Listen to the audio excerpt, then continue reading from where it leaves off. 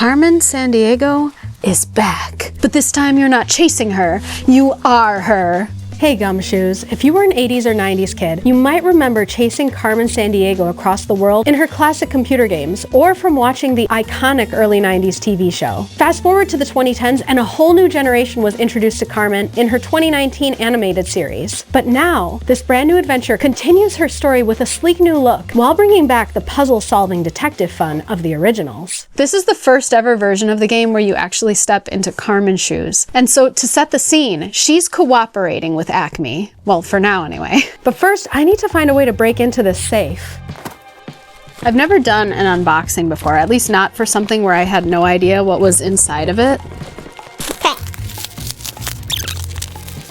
Is this like one of the missions in the game? Solve the riddle of the bubble wrap? Oh, okay. Popping bubbles. We did it! Look it! This is so exciting. We're opening the box. What do we got? So we have a book called Chase Your Own Caper, Carmen Sandiego, Endangered Operation. There's 20 possible endings. Step into the story and join Carmen Sandiego on a thrilling adventure around the globe. This box smells like fun. I don't know what exactly that means, but like, it smells like fun. I'll probably edit that out of the video because I think that's weird, right? I feel like I did an excellent job matching the hat. This is incredible. Look at how awesome this is. This is the Carmen Sandiego doll, and it has so many accessories, and she looks very well made. Obviously, I'm not the target demographic for this doll, but there are two kids watching me open this package, and they both audibly gasped when they saw it. A spy pen. And we have this amazing lanyard. It says that her alias is Red, which is what they call her in the game. They call her Red. Her affiliation is none. And her status right now says cooperative. So she is cooperating. We're cooperating with the Acme agency. Then we have a classified document. Some postcards from some of the locations that Carmen Sandiego visits in the game. And will this pen come into play? It's like you're actually a detective. I was playing the game earlier today, and now I feel like it's come to life. Opening up the gift box from Gameloft was a real adventure. Between the hidden messages that got exposed with the UV pen, congratulations, you've discovered a first clue, and the hidden compartments and the evidence bags filled with clues totally made me feel like part of the game. It says do not tamper, but I think I'm gonna have to open this.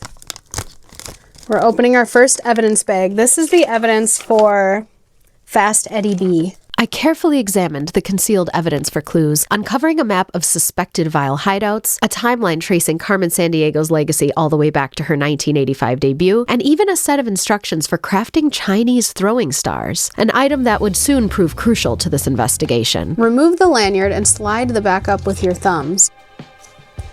I don't know about you, but that looks a lot like an origami throwing star. Okay, let's open them up. How about a little trip to Brisbane? I knew right away that I had to go back through my postcards to find Brisbane. We have another note. It says, find a symbol on the paper lining of the box and tear it open to reveal the key to your mission. Confidential access to field operations for Carmen's eyes only. Destination Carmen Sandiego, and it has the access key. Which officially means it's time to play. When we're first reintroduced to Carmen Sandiego, she's on vacation. And if you didn't catch that, even her phone apparently is in some sort of spy language. Anyway, she gets a call from her partner, whose alias is Player, and he tells her that there was a cutting-edge fighter jet that was stolen. And her response is, wasn't me. Which is pretty ironic, considering that in the original games, you were always chasing Carmen as the thief. It doesn't take long before Player uncovers a clue pointing to none other than the Villains International League of Evil, aka Vile. Yeah, Vile. They haven't tried anything like this since the 90s. Indeed they haven't, Carmen. Vile is back and we're ready to hunt them down using some pretty cool technology, and I'm going to jump a bit into the game to show you some of my favorite parts. Okay, so here's the different goggles. These are so cool. There are 3 vision modes. We have thermal imaging that highlights heat signatures, some sort of, I'm guessing it's a radar of some kind, and then the last mode looks somewhat like night vision or UV, but either way it detects things like footprints and chemical residue. As I was playing, I couldn't help but reflect on my own history with Carmen Sandiego as a kid in the 90s. Before Carmen Sandiego was a worldwide phenomenon, she was just an idea from a small software company, an educational game about geography and detective work. And I think this is really cool because while there's a good assortment of games from the late 80s through the 90s that help you learn topics like math, creative writing, and art, there weren't as many about geography, at least not unless it was something like Encarta or Explorapedia, which weren't really games anyway.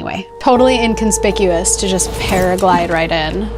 And I mean, let's face it, she really is the world's greatest thief, considering she got away with so many crimes while parading around in a red hat and trench coat. Now, there are quite a variety of puzzles and challenges, like this one where we have to match the wavelengths up. So we have the wavelength and we have the amplitude, so we need to match it.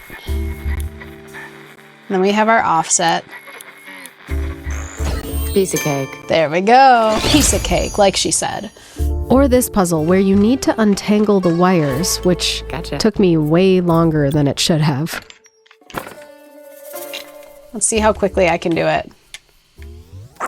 I'm speeding this up for your sake, and I know I'm probably embarrassing myself with this one, but this puzzle befuddled me. I don't know what was going on inside my head. How many of you are screaming at the screen right now, just move that one? But actually, maybe it makes perfect sense, because this is exactly what it's like when I have to untangle my XLR cables and computer wires and audio cables. It takes me forever. All in all, it took me almost 4 minutes to complete this. Oh my gosh, okay, there we go. Piece of cake.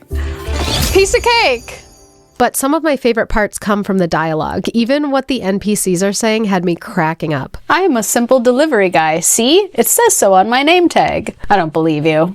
No, for you see, I have been plumbing the complex sensory depths of this pork broth for the preceding 90 minutes. Okay, have fun with that. Once we get a clue, we can narrow down our suspects in the Acme CrimeNet database. Like this clue that says that the suspect had sky blue colored eyes, just like the ramen bowls they use. Someone at Gameloft must really like ramen. So now we can search the suspects. And they had eyes like the sky blue ramen bowls. Let's see if this narrows it down.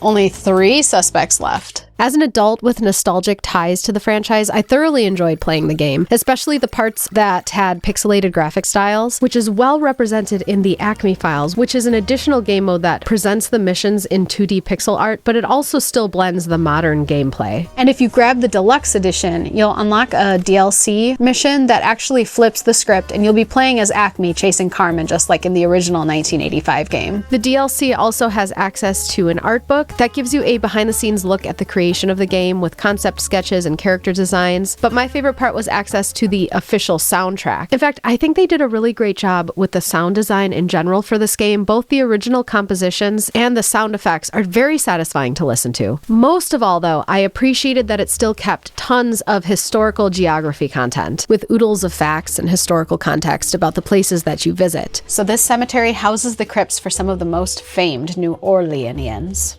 Is that how you say it? Cairo is an ancient city that has transformed into a modern metropolis at the heart of Egypt. We can also look at facts about each place in the almanac to make sure that we have the right location.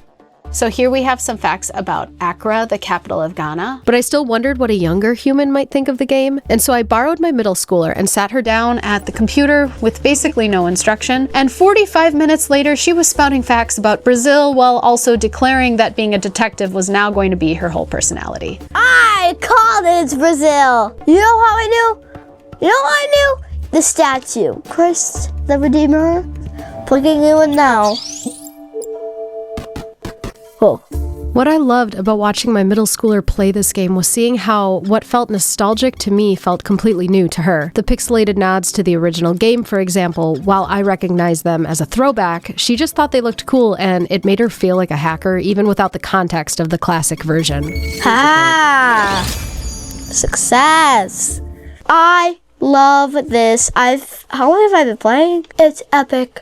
If you played a Carmen Sandiego game before, let me know your favorite memories in the comments. The case isn't closed yet. I still have plenty of clues to follow, puzzles to solve, and of course more of Carmen's world to explore. If you've ever wanted to step into her shoes and outsmart Vile, now's your chance. Carmen Sandiego is out now for PS5, Switch, Xbox Series X, and PC. Thank you again to Gameloft for sponsoring this video, and of course thank you to my amazing patrons for helping support the channel. And as always, thank you for tuning in to yet another episode episode of Crazy Hark's amazing emporium of total retro madness.